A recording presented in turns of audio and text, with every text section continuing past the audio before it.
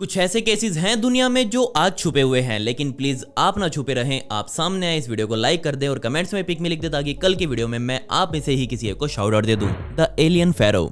अखेनेटन इस दुनिया का पहला ऐसा राजा था जिसने पूरे इजिप्ट के लोगों का ही धर्म बदल डाला। जी हाँ, उसने मजबूर किया वहां के लोगों को अपने पुराने भगवानों को भूलने के लिए, क्योंकि वो चाहता था कि उसके लोग सिर्फ एटन भगवान की पूजा करें। उसने इजिप्ट में तकरीबन 17 सालों के लिए राज किया और इन 17 सालों में उसने पूरे इजिप्ट से वहां के पुराने भगवान अमुन और मट का नाम और निशान मिटा दिया और उसकी जगह वहां पर एटन भगवान को छाप डाला। अखेनेटन को पहले आमेनहोटेप के नाम से जाना जाता था, लेकिन उसने अपना नाम तक बदलकर इजिप्ट में एक नई राजधानी बनाई जिसका नाम अमारना रखा।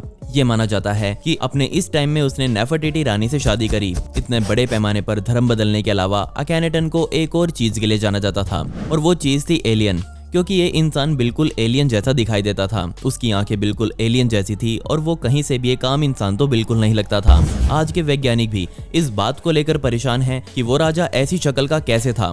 क्या उसके शरीर में कुछ ऐसा था जो अभी तक सामने नहीं आया है। दुनिया के कुछ वैज्ञानिकों ने इजिप्ट के 9 अलग अलग राजाओं की स्टडी करी, जिनमें से 8 तो बिल्कुल नॉर्मल थे, लेकिन अखेनेटन बिल्कुल अलग था। जिसके डीएनए का टेस्ट किया गया तो उसके सेरेब्रल कॉर्टेक्स में एक बहुत अजीब ग्रोथ पाई गई, जिसका मतलब ये था कि वो एक म्यूटेंट था जिसमें उसका दिमाग आम इंसानों से बहुत बड़ा हो चुका था। उसकी ऐसी लुक को ध्यान में रखते हुए उसके अजीब बिहेवियर से आज दुनिया ये मानती है कि वो इंसान एक एलियन और इंसानों का हाइब्रिड था। तो अब सवाल था कि वो इस धरती पर क्या करने आया था, जिसका जवाब कोई नहीं दे पाया। उसकी जिंदगी का अंत बिल्कुल भी अच्छा नहीं रहा, क्योंकि उसके बिहेव की वजह से सभी उससे बहुत नफरत करने लग गए थे। इससे परेशान होकर उसके खुद के बेटे ने जब राज संभाला तो उसने अपने पिता द्वारा बनाए गए भगवानों का नाम और निशान मिटा दिया और वहां के लोगों को उनके पुराने भगवान अमन और मूट वापस दिए।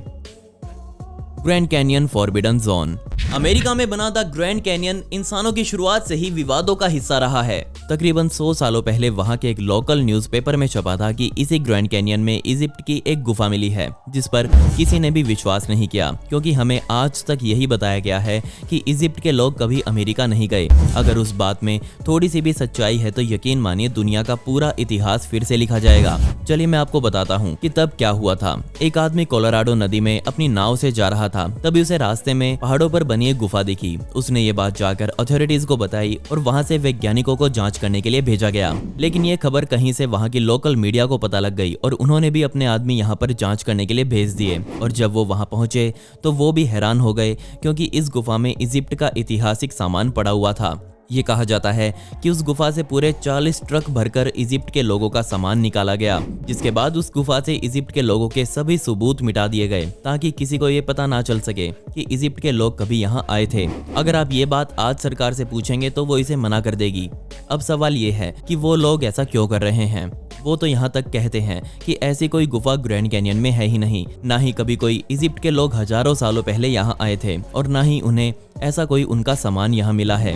हालात ये है कि उस गुफा का जिक्र अमेरिका में आज कोई नहीं करता। पूरी दुनिया में बातें तो चलती ही हैं। अमेरिका में कुछ वैज्ञानिक अभी भी ये मानते हैं कि ये बात कहीं से सच जरूर थी, क्योंकि ग्रैंड कैनियन में कई जगहों के नाम हिंदू और इजिप्ट के भगवानों के नाम पर रखे गए हैं, लेकिन आज तक किसी को ये नहीं पता कि वो नाम किसने रखे। ग्रैंड कैनियन नेशनल पार्क में आज भी बहुत सी जगह ऐसी हैं जहां पर सरकार को छोड़कर कोई नहीं जा सकता। इस जगह पर बहुत सारी गुफाएं मौजूद हैं जिन्हें हॉपी लोगों द्वारा बनाया गया था, लेकिन उनमें आम इंसान नहीं जा सकते और ना ही उसे आज तक कोई अंदर से देख पाया है। लोग मानते हैं कि यही वो जगह है जहां इजिप्ट के लोग कभी रहा करते थे, लेकिन सरकार उन्हें ये नहीं बताना चाहती। आप इसके बारे में क्या मानते हैं? कमेंट्स में मुझे जरूर बताएं। Code of Ur-Nammu. Code of Ur-Nammu को पूरी दुनिया का सबसे पुराना कॉन्स्टिट्यूशन या फिर लॉ भी कहा जाता है। इस कोड को क्ले से बनी ईंटों पर समुराइंस लोगों द्वारा लिखा गया था और ये तकरीबन 1800 साल पुराना है, जिसे 20वीं शताब्दी की शुरुआत में वैज्ञानिकों द्वारा फिर से ढूंढा गया। जब वो लोग इराक के निपुर शहर में खुदाई कर रहे थे तब ये वहां से निकला। ये संविधान का टुकड़ा 2 हिस्सों में बना हुआ था, जिसमें से एक पर यह लिखा था कि ये कोड किसने बनाया है, जबकि दूसरे हिस्से पर 5 नियम लिखे हुए थे तब के कानून के। सन 1952 में सैमुअल क्रैमेर नाम के इस आदमी ने इस कोड को डिकोड किया और हैरानी वाली बात यह थी कि ये सभी कानून वैसे ही थे जैसे आज हम पर लागू होते हैं। हजारों सालों पहले के लोग भी बिल्कुल वैसे ही अपनी दुनिया चलाते थे जैसे हम चलाते हैं। तब के समय में चोरी और मर्डर जैसी घटनाओं के लिए सीधा मौत की सजा दी जाती थी और छोटे मोटे गुनाहों के लिए जेल की सजा का प्रावधान था। यहाँ अच्छी बात मुझे ये लगी कि तब के समय में तंत्र मंत्र करने वालों को भी गुनहगार माना जाता था। इसके अलावा बेगुनाह को सजा देने पर वहाँ के नियम बनाए गए और अगर किसी जज ने किसी को गलत सजा दे दी तो वहाँ का राजा उस जज को सजा दे सकता था। वैसे तो इस दुनिया में पहले भी नियम कानून बनाए गए होंगे, लेकिन अरनामुल लॉ ही ऐसा था जो आज हमें देखने को मिलता है। हो सकता है ये सारे नियम वहाँ के राजा अरमानू या फिर उसके बेटे ने लिखे हों। खैर, इसके बारे में अभी बहुत कुछ सीखने को बाकी है और कुछ खास अगर इसके बारे में मिलेगा तो मैं आपको मेरे इंस्टाग्राम पर बता दूंगा। लिंक नीचे डिस्क्रिप्शन में है, जाकर फॉलो कर लें। Chamber of secrets. सन 2010 में हमारे भारत के कैलकाटा में काम करते हुए वैज्ञानिकों को वहां एक बहुत ही रहस्यमय चैम्बर मिला, जिसे देखकर वो भी बहुत ज्यादा हैरान हो गए। ये चैम्बर वहां की नेशनल लाइब्रेरी में बना हुआ था। ये लाइब्रेरी 250 सालों पहले बनाई गई थी। ये इमारत बहुत पहले एक पैलेस हुआ करती थी, लेकिन सन 1891 में इसे एक लाइब्रेरी बना दिया गया। जब ये चैम्बर यहाँ मिला तो इसके बारे में बहुत सी अफवाहें उड़ने लगी। सभी सोच रहे थे कि इसका क्या काम था। बहुत से लोग मानते हैं कि इसे अंग्रेजों द्वारा सिर्फ इसलिए बनाया गया था ताकि वो इसमें अपने गुलामों को बंद करके टॉर्चर कर सकें, जबकि कई लोग बोल रहे थे कि यही वो चैम्बर है जिसमें तब की ब्रिटिश सरकार गरीब लोगों से छीना हुआ खजाना इकट्ठा करके रखती थी। लेकिन बदकिस्मती से ये चैम्बर ऑफ सीक्रेट की सच्चाई तो बहुत बोरिंग निकली, क्योंकि हमारे वैज्ञानिकों ने रिसर्च करके बताया कि ये चैम्बर उस बिल्डिंग की नींव को मजबूत करने के लिए बनाया गया था और इसे कभी इस्तेमाल तक नहीं किया गया। क्या आपको ये बात हजम हो रही है? मुझे तो नहीं हुई। ये बात जब सामने आई तो लोगों ने कहना शुरू कर दिया कि वैज्ञानिकों को जरूर इस चैम्बर में कुछ ऐसा मिला है जिसके बारे में वो दुनिया से छुपाना चाहते हैं, क्योंकि नेशनल लाइब्रेरी की ये बिल्डिंग ही अपने आप में बहुत रहस्यमय है। इसके आसपास रहने वाले लोग ये मानते हैं कि ये पूरी बिल्डिंग बहुत हॉन्टेड है, क्योंकि जब भी यहाँ कोई बैठकर किताब पढ़ने की कोशिश करता है तो उसे अपने आप बहुत ज्यादा ठंड लगने लग जाती है। इसके अलावा लोग मानते हैं कि इस लाइब्रेरी में और भी कई कमरे हैं जिन पर ताला लगा हुआ है और उन्हें कभी खोला तक नहीं गया। उनके अंदर से कई बार कुर्सियों के खड़कने की आवाजें आती हैं और ऐसा लगता है जैसे अंदर बैठकर कोई किताब पढ़ रहा हो। जो भी लोग इस वीडियो को कैलकाटा से देख रहे हैं वो इसका सच मुझे जरूर कमेंट्स में बता दें। Forbidden worship. कई सदियों तक इजराइल में मौजूद द होली टेम्पल वहां के लोगों के लिए सबसे बड़ा धार्मिक स्थान हुआ करता था, जो कि आज के जेरूसलम में बना हुआ था। ये बात बाइबल में भी लिखी हुई है कि होली टेम्पल ही वो जगह है जहां भगवान अपने लोगों से आकर मिलते थे। बदकिस्मती से आज होली टेम्पल वहां मौजूद नहीं है, क्योंकि उसे बेबीलोनियंस द्वारा 587 BC में तुड़वा दिया गया। उसे फिर से बनवाया गया, लेकिन 72 AD में रोमन्स द्वारा तुड़वा दिया गया। वहां के लोग अब ये मानते हैं कि होली टेम्पल बहुत रहस्यमय था और अगर बाइबल में लिखी बात सच है तो ये जगह थी जहां कोई किसी की पूजा नहीं कर सकता था। अगर आप बाइबल का ओल्ड टेस्टामेंट पढ़ेंगे तो उसमें साफ साफ लिखा हुआ है कि पूरी दुनिया में भगवान का सिर्फ एक मंदिर है जिसमें उनकी पूजा की जा सकती है और वो है Holi temple.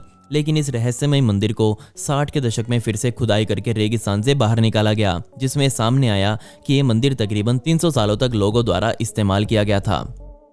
Ancient Olympic champion.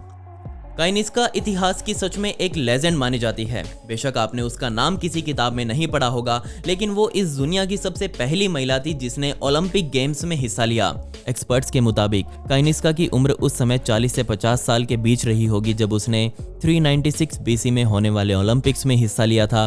वो एक राजा की बेटी थी, लेकिन कोई आम महिला नहीं थी, क्योंकि उसमें ऐसी शक्ति थी जिससे वो किसी भी घोड़े को कंट्रोल कर सकती थी। वैसे तो उस समय महिलाओं को इतनी छूट नहीं दी जाती थी कि वो खेलों में हिस्सा ले सके, लेकिन तब काइनिस्का की ओलंपिक्स में एंट्री हुई। काइनिस्का कितनी तेज थी इस बात का अंदाजा आप यहीं से लगा सकते हैं कि उसने पैथरीपन में हिस्सा लिया था। ये एक तरह का ऐतिहासिक गेम था जिसमें 5 से 6 घोड़ों वाले रथों की आपस में रेस करवाई जाती थी। उसने 396 और 392 BC में होने वाले ओलंपिक्स को जीता था। अब आप मुझे यहाँ पागल बोल रहे होंगे, क्योंकि इंटरनेट और किताबों में हमें आज तक यही बताया गया है कि दुनिया के सबसे पहले ओलंपिक्स जिसमें महिलाओं ने हिस्सा लिया था वो सन 1900 में पेरिस में हुए थे। लेकिन काइनिस्का ये सारे गेम्स 2000 साल पहले कर चुकी थी, और वो भी 2 बार। तो हम उसे ओलंपियन क्यों नहीं मान सकते।